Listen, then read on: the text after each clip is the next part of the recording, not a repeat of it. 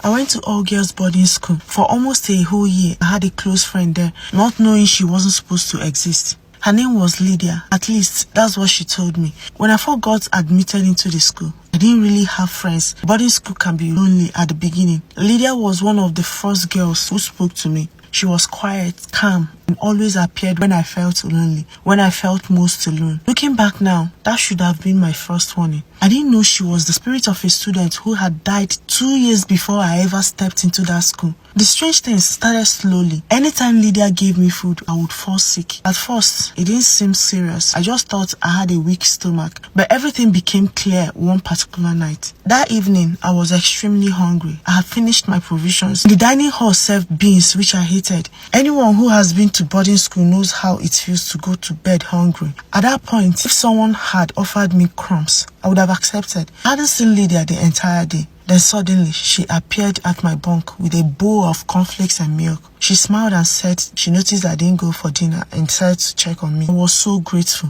I honestly felt like heaven had remembered me. I ate everything. That night, after lights out, something felt wrong. My stomach began making strange noises, not the normal hungry type. It felt unsettled, disturbed. I kept turning on my bed. My bunkmate complained that I was shaking the bunk too much. By 1 a.m., I started vomiting non-stop.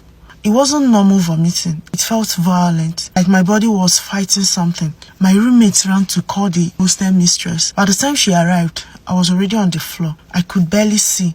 I could hear voices, but everything sounded far away. I was rushed to the sick bay. My parents were called immediately. By 5:30 a.m., my mom and dad were already at the school gate. They took me straight to the hospital. Doctors ran test after test. Nothing. No infection, no poisoning, no medical explanation. I stayed there for 1 week. I wasn't getting better. Finally, my mom called our pastor. After praying over the phone, he told her something that made her start crying. Guys, go to part 2. Don't miss this.